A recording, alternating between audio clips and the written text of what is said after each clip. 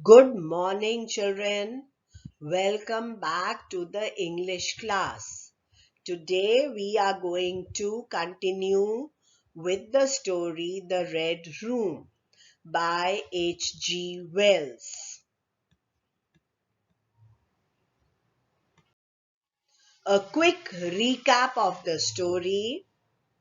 A 28-year-old brave young man decides to prove that ghosts don't exist.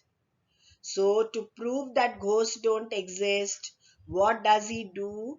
So, he decides to spend a night alone in the red room of an old castle. This room of the old Lorraine castle was believed to be haunted. This room, people believed, had ghosts, or they believed that ghosts lived in this room. So he decides to stay or spend a night alone in this room to prove that ghosts don't exist. There were many stories about the people who had died staying in this room. But then also he is not afraid and he wants to stay there just to prove that this room is not haunted. So this story by H.G. Wells tells us about what happened to him on that frightful night. Now let us continue with the story and see what happens after that. Steady, I comforted myself. However much to my growing apprehension, the candle in my own hand blew off. Shaken, I thought of the fireplace and felt grateful for that constant light. But much to my horror, that very moment the flames dwindled and vanished. Not able to bear it any longer, I ran across the room towards the door in order to get out of the room. I thought I found the door, but I tripped over first my chair and then the bed. Half out of my mind and crying out aloud, I tried running. My last memory was of being hit by something and then falling into deep sleep. Steady, I comforted myself. So the writer, who is also the narrator, asked himself to be steady, not to be scared, and not to run here and there. However, much to my own apprehension, the candle in my own hand blew off. So the candles here and there in one corner or the other were getting extinguished, and then the candle which he carried in his hand also blew off. Shaken, I thought of the fireplace and felt grateful for that constant light. So he was a bit shaken by the extinguishing of the candles, but he thought of the fireplace and there was a constant light coming from the fireplace, and for this he felt grateful. But to his horror, that very moment, even the flames in the fireplace dwindled. They became smaller in size and they started burning and giving less light. Not able to bear it any longer, I ran across the room. So it had started becoming darker. The candles were getting extinguished one by one. Even the candle in his hand got extinguished, and then he was grateful that there was light coming from the fireplace, but finally that also started getting smaller. So he thought that he should get out of the room. So for getting out of the room, he ran across the room towards the door because he wanted to get out of the room. I thought I found the door, So he thought that he had found the door, but instead of finding the door, he tripped over. Tripped means when you fall down or fell down by catching the foot on something. So first his chair was in the way, so he tripped, and then the bed. Half out of my mind and crying out aloud. So he was half out of my mind. That means he was not in his complete senses because he was scared, and he was also crying out loudly. He tried running. And then what happened? His last memory was of being hit by something and then falling into deep sleep. And the last thing he remembered was of being hit by something and then he fell asleep. After that, he did not remember what happened.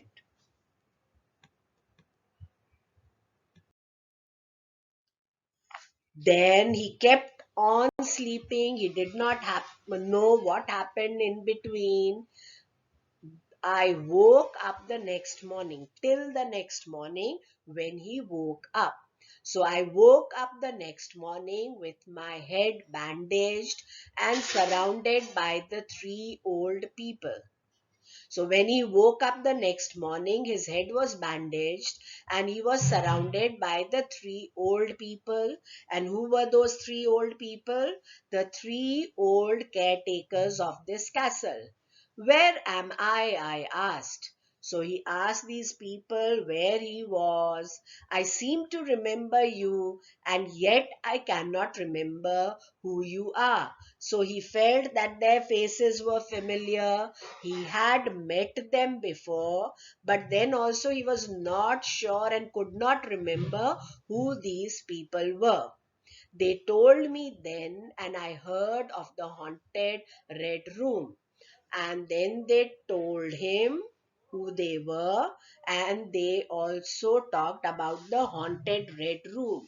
We found you at dawn, said he, and there was blood on your forehead and lips.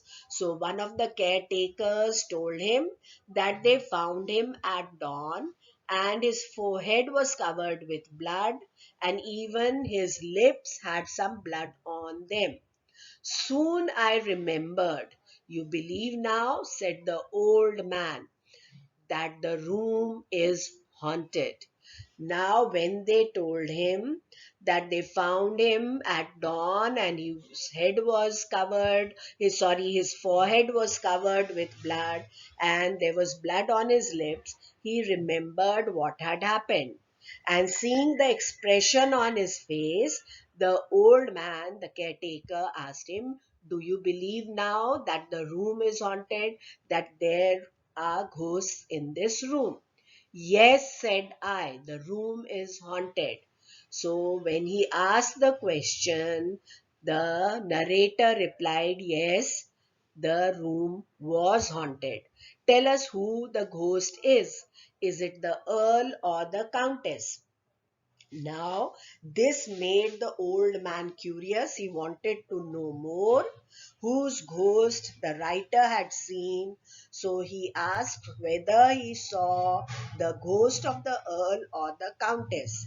Now, Earl and Countess are titled people. They are a part of aristocracy in England and they work with the king. They have got large estates and a lot of wealth.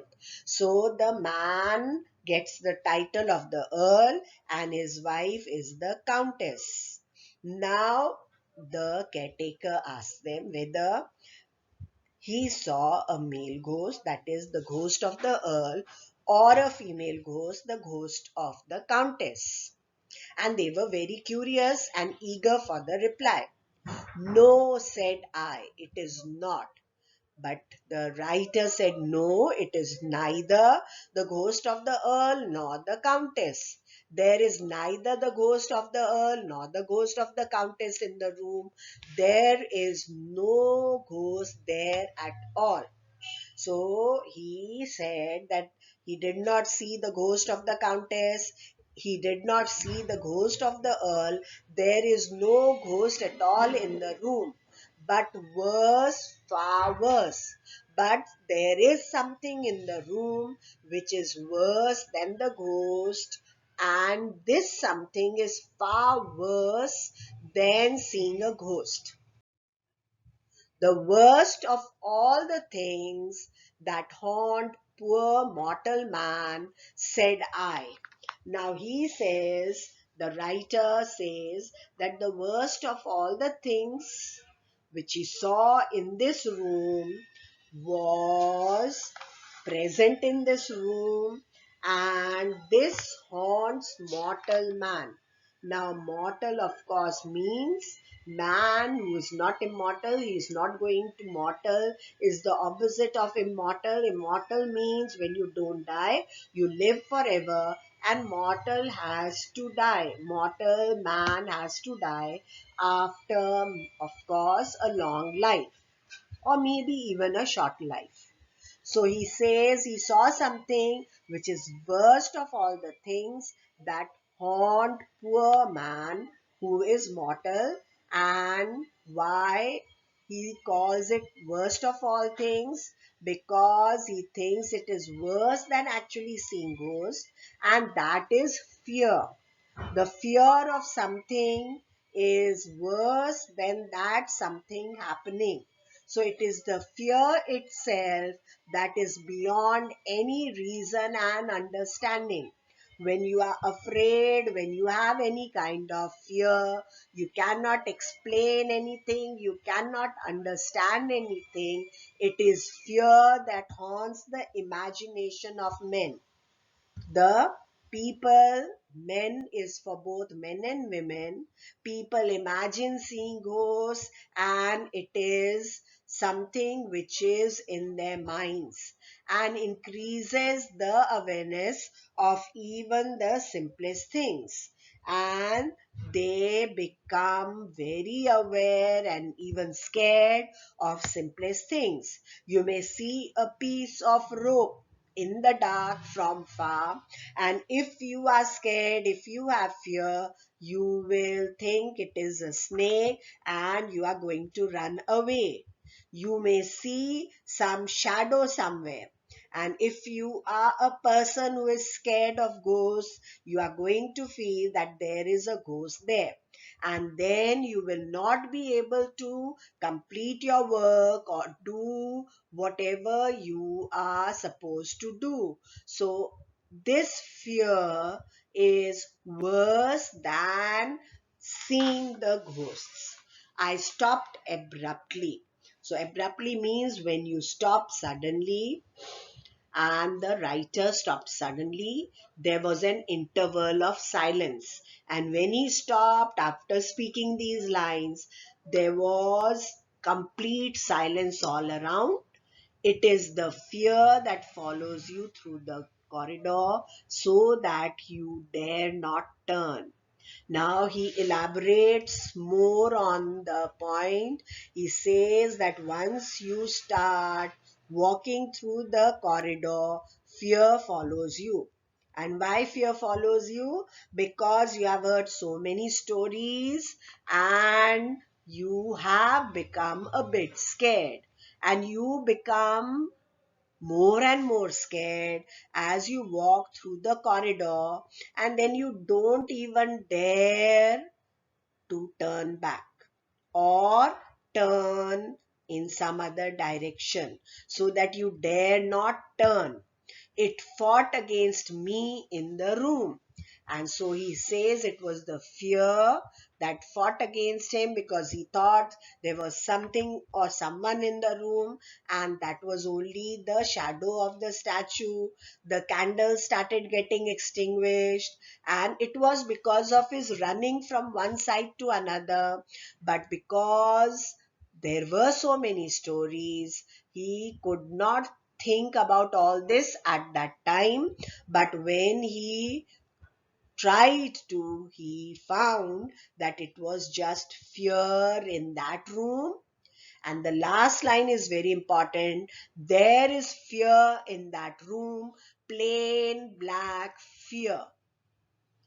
So it is fear and not ghosts which made this room haunted. And because people were afraid, they had all sorts of stories about the room. And some may have died because they were so afraid.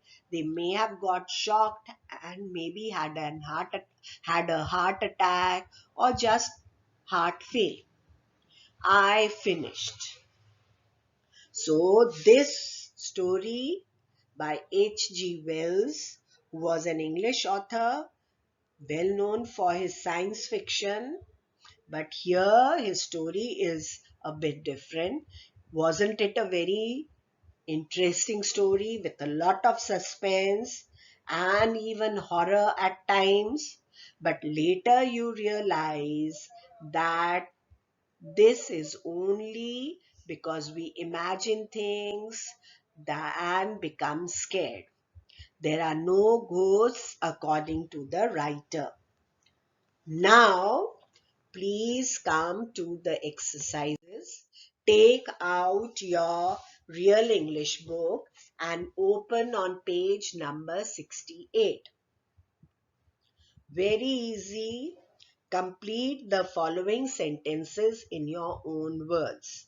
Now, when we say complete the following sentences in your own words, a child who completes it in her or his own words is the one who is sure about the answers and so has understood and can reproduce what they have understood in their own words.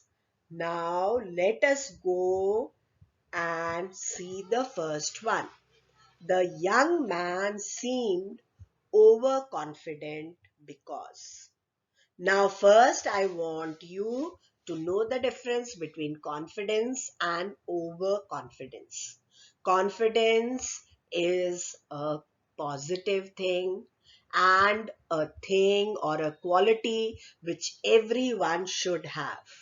But overconfidence is negative. Now, if your exams are coming and you are confident, you know most of it, but then also you will revise, you will prepare everything, work hard for it. But a student who is overconfident will say, oh, I don't need to study. I know everything. And so this student is not going to revise in the last few days while the others revise and work hard. And so he or she is going to lose marks. So overconfidence is something which is not good. But sometimes people do become more than confident, and that is called overconfidence. Now, the young man seemed overconfident. He looked overconfident. Why? Because he wanted to spend a night in the red room in spite of the fact that anyone who had done that previously had died. So he looked overconfident. Of course, he was successful in the end, but in the beginning, in spite of so many stories he had heard about people who had died in this red room in the night, he wanted to spend a night in the red room. Now you can write this in your own words, or you could take these which I have here. I'll read it once again for you. The young man seemed overconfident because he wanted to spend a night in the red room in spite of the fact that anyone who had done that previously, if you forget the word previously, you can write before, had died. Got it? Please write it in your book now, and later you will have to write it in your notebooks. Now we come to the second one. The three caretakers had never visited the red room. A caretaker is supposed to take care, look after all the things in a castle or in a big mansion or even a house. Why had the three caretakers never visited the red room? They had never visited the Red Room because that they believed that there were ghosts in that room. And so they were scared and they never visited the Red Room. You could even write because they believed that the room was haunted. Both the answers are correct. Because they believed that there were ghosts in that room, or because they believed that the room was haunted. Please write it down in your book. Now we come to third one. The Red Room of the Lorraine Castle was infamous because I've explained to you the meaning of the word infamous. Infamous means famous for something negative or famous for something bad. Now, what was the Red Room of the Lorraine Castle famous for?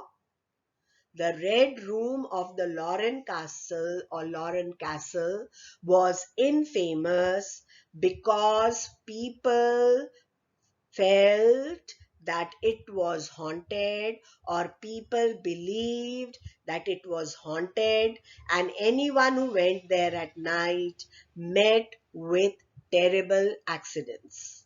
And if you forget the words met with terrible accidents, you could even write that anyone who went there at night died. That is also true. Most of the accidents ended in death. Now the fourth one from this exercise. The young man told himself to be steady.